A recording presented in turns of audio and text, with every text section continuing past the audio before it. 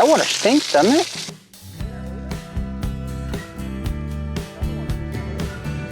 Today what I've got is we're going to hook up the new well, the second well, to the old well pad and get all that hooked up and finally get water to all of our buildings and everything via the new well.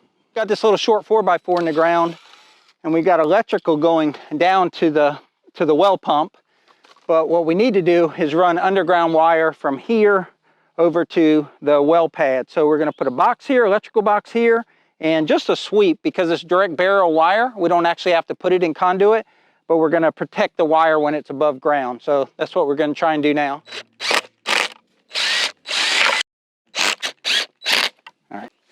Again, we're just protecting the wire here so it doesn't get hit by weed eaters and stuff. So it's gonna be very inexact as far as our measurements.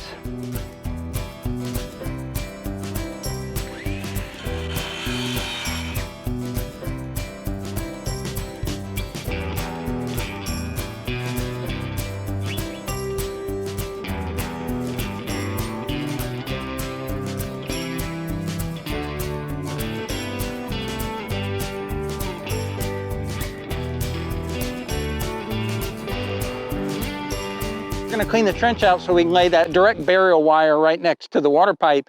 We don't want it over top, because if we ever have to fix a water pipe, we don't want our shovels to hit the electrical cable before it hits the water pipe. All right, pull that wire tight, and then I'll dig it down this side to there, and then we'll fix it out.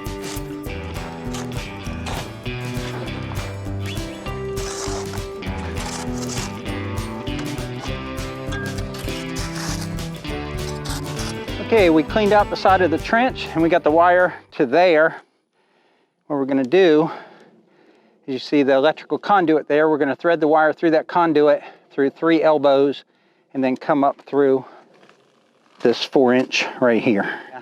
So the biggest thing we gotta worry about is when we cut the underground cable, there's plenty of it here and we don't wanna cut it short. So we gotta cut it long enough so we can thread it all the way through. So I'm gonna leave that to Brandon. Okay. All right, Brandon's gonna cut it. You notice I don't have cutters in my hand.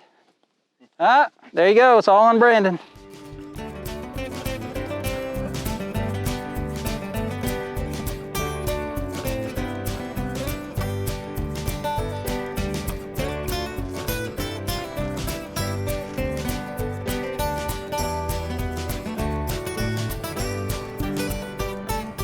This is what we've got. Got a couple of elbows and a piece of straight.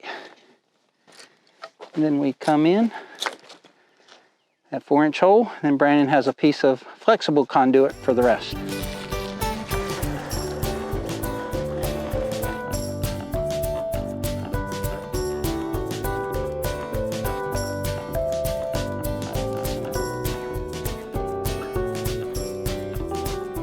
Okay, what we're doing now is we're hooking up that 1-inch line coming from the new well over here to the pressure tank. So that'll be the new well water will come to that pressure switch, pressurize the tank, and it'll come out that valve and then come over and grab the manifold going to the filter. So we're not too far away from having water again. All right, so we're all hooked up coming into the pressure tank. So we're putting a quick disconnect on this side of the pressure tank so that we can change the pressure tank if we ever have to in the future. How often do you change a pressure tank, Brandon? Probably never. Never? All right, so we got a pressure line coming out of the pressure tank, and now he just has to put an elbow, and he's probably gonna cut off that old elbow over there. And so it looks like 1, 2 elbows and maybe a connecting collar.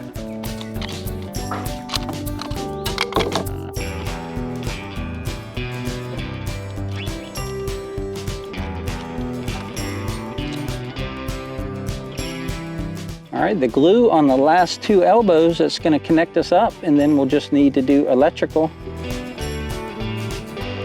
All right, last elbow, last glued fitting. Okay, so our power comes off the corner of the shed over there. It goes underground and comes up right there. And currently the power is going over to the old well, but we'll disconnect that, because that power will have to come over to feed one side of the switch, and then the other side of the switch is going to the pump, which is at the bottom of that well down there. Okay, we're flushing out the filter and the tank, but it looks like the well is running. I've turned on the electric and she's flowing. Let's hope it's nice clean water. That water stinks, doesn't it? When they're odor. But I cleaned off the pad here, and this is the new configuration. Got the pressure switch real close to the tank, to the pressure tank like it should be. So water's coming here from the new well, comes over here, feeds the manifold through the filter, and back through the manifold out to the house and the shed, and this hydrant over here. So that's the new well, running all the water from the well, as much as it can pump, about 20 gallons per minute into the pond. Just trying to rinse out that well. Probably 300 some feet of pipe. Water looks really crystal clear. I can tell you when we hook this up, now this is new PVC pipe, and then the well hasn't been run other than the day that it was dug. But when it first came out, I could smell sulfur. And the other well, which is 120, 130 feet away, but the other well has no smell, no sulfur smell or odor to it.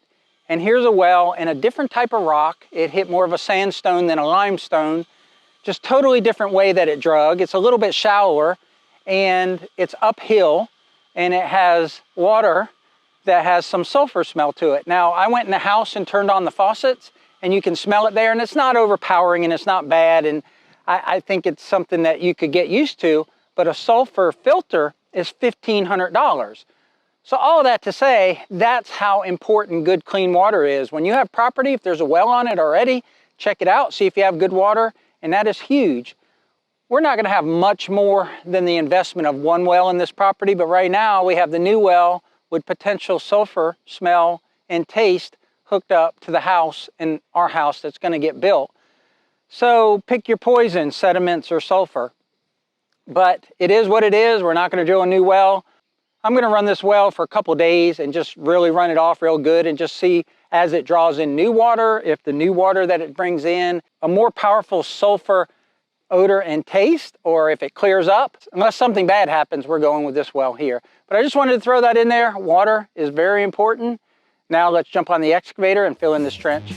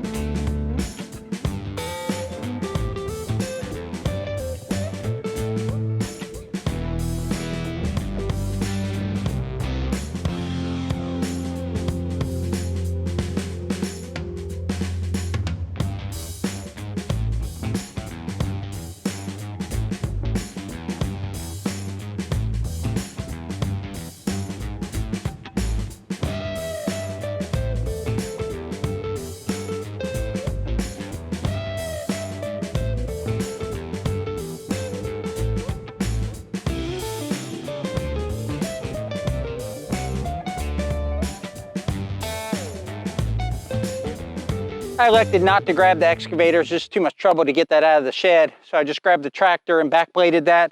So that should just about end it for the saga of water at Piney Grove. I've been running the well all day. There was a sulfur smell earlier, but I've been running it all day. I've been running it directly into the pond, and also they cleaned the house behind me. So they ran a lot of water cleaning the house. And I've ran all the tubs and the sinks in the house. And also I've been running the hydrant right here. So just kind of flushing that water. A new well should get several days of flushing, and this one only had a few hours run off a generator until right now when we were able to hook it up to actual 220 electric power. So I think the water's gonna be okay. I just came out of the house, it smelled good way down there, and that would be the distant end, so the pipes are all flushed to that point. Hopefully this is the last well video from Piney Grove. So hopefully you enjoyed today's video. If you would give us a big thumbs up at the bottom, it helps our channel. Subscribe if you haven't already, and share with your friends. Otherwise, we'll catch you on the next one. Take care, y'all.